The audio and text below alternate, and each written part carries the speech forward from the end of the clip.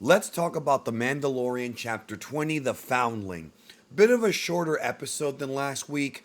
Last week's episode, though, Chapter 19, took the focus away from the Mandalorians, away from both Din and from Bo Katan, and put most of the emphasis on the cloners that were part of Moff Gideon's group and are now trying to become part of the New Republic and that desire they have to continue their work. And that's obviously being built up for something later on, whether it be later in this season or the following season. It does feel like so far this season of Mandalorian is lacking the kind of focus and direction that the last season had. Now, that's not necessarily a bad thing, even though we'll really have our thoughts when it's all said and done. When this season ends, we can then look back at what was built upon it to really determine what they were trying to do. But for right now, the direction they're going in seems to be more of an episodic format as opposed to a serialized format. They're focusing on other characters. This episode in particular, chapter 20, much shorter, about half an hour, and it focused on the backstory of Grogu and really his origin story. We saw some hints to this in a previous episode of The Mandalorian, and I don't remember which one. I'm sure somebody listening to this will probably drop it down in the comments below when we saw the first teaser of the fact that Grogu was on Coruscant the day that Order 66 took place and he was saved. Well, this expounds upon that. This episode does focus primarily on Grogu, although Bo Katan does have her moment. It does focus on him. Now, with this episode, they start off the episode early on with this like trial. Like they're training Grogu in the ways of the Mandalorian. They do this dark game, and then what happens is the other Mandalorian kid who Grogu was with gets kidnapped by this flying monster thing. And of course, the Mandalorians have to work together. This, of course, builds upon the fact that in the previous episode, Bo and Din reunited with the Mandalorians to finally atone for Mando's sins of unmasking, which happened, of course, a while ago and was a storyline that was gonna, I thought, be the sort of the main story of this season is him atoning for his sins and going back to Mandalore, but we're already done with that storyline. So Grogu's training, the other boy gets kidnapped, and the Mandalorians have to work together, you know, basically using their skills as warriors, their jetpacks and things like that, their sort of espionage missions to try to save the boy. So that stuff was fun. They had some cool rocket pack action. It was enjoyable. The interesting stuff, though, that I think people will really take from this is the backstory of Grogu. We see Grogu in the Jedi Temple when the clones appear. They didn't show Anakin. At least I didn't see him, but they had the clones show up, and we see Jedi trying to fight off the clones and eventually getting defeated until one Jedi warrior stands up and tries to protect Grogu and actually manages to do it. We see him fight off a bunch of the clones.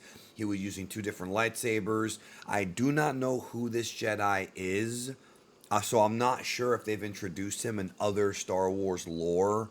I don't know what his story is, but he was the one that saved Grogu. Ultimately, he takes Grogu on a ship and they escape the planet. And once again, we go back to Coruscant, like what we did in the previous episode. We're seeing Coruscant, except here it's Coruscant from the prequel era, which, let's keep it real, it looks the same. Coruscant does not look any different in the prequel era than it does in the sequel era, which we saw last week, but it was a nice little comparison between the two.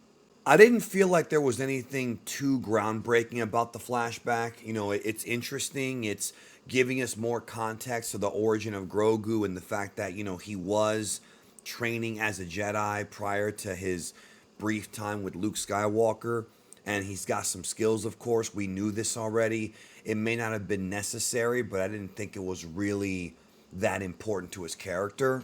And so this episode, I'm not going to say it was a filler episode. It's not really fair to say. It's short enough to where it shouldn't really be a problem, and it was entertaining.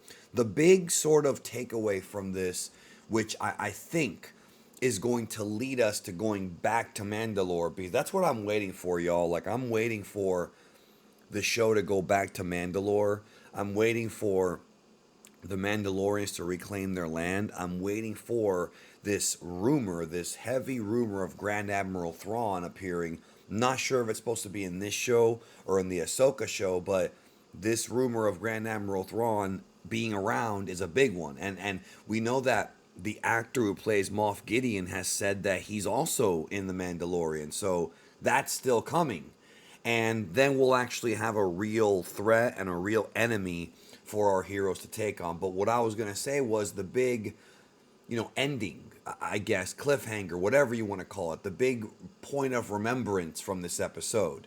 It's about the Mythosaur. And, these Mythosaurs are supposed to be these mysterious creatures. I don't remember hearing that phrase used before, but the Mythosaur is supposed to be the creature that Bo and Din ran into in the second episode of season 3 under the waters of Mandalorian. The waters that Din was supposed to bathe in, right? That was the creature. And so Bo is telling them that, no, I actually saw one. And they're like, oh, yeah, we visualize sometimes, we have visions, and she's like, no, I actually saw one. So what does that mean? To be honest, I don't know. Like, I'm not that familiar with Mandalorian lore. I'm sure other Star Wars fans out there who really got into the books can probably explain it to me. And if you have an explanation, please leave a comment and let me know. I don't really understand the significance of this creature yet and what it has to do with the Mandalorian mission or purpose. It could just be a legendary creature, but is that going to be the reason as to why this band of Mandalorians does end up returning back to their home planet? Is that is that the reason? Is that the purpose of them going back? Is that the MacGuffin? Or is it going to eventually be a situation where the Mandalorians do work with the New Republic to eventually defeat the Imperial Remnant and take it over again? I'm not really sure. I feel like I'm waiting for something this season that I may have programmed in my own head was going to happen and maybe isn't going to happen. Maybe the Mandalorians are not going to take over their planet again and reclaim it. Maybe that's just in my head. But I feel like that was such a strong talking point for the past 2 years. I mean, remember, we didn't even have the Mandalorian show since, 2020? Right? We had Book of Boba Fett, and then we had that long break in 2022. Like, we had Obi-Wan, but we didn't have any new episodes for a couple of years there. So I think it kind of builds up in our own heads of something that we want, but ultimately, are we ever going to get it? Are we ever going to get it? That's the real answer. But that's pretty much it. Decent episode, not terrible, not super great. Definitely had a bit more action with comparison, with like shot by shot. This had more action than the previous episode. But right now, the show feels like they do have some kind of a plan, but they haven't given us enough clues to really understand where they're going.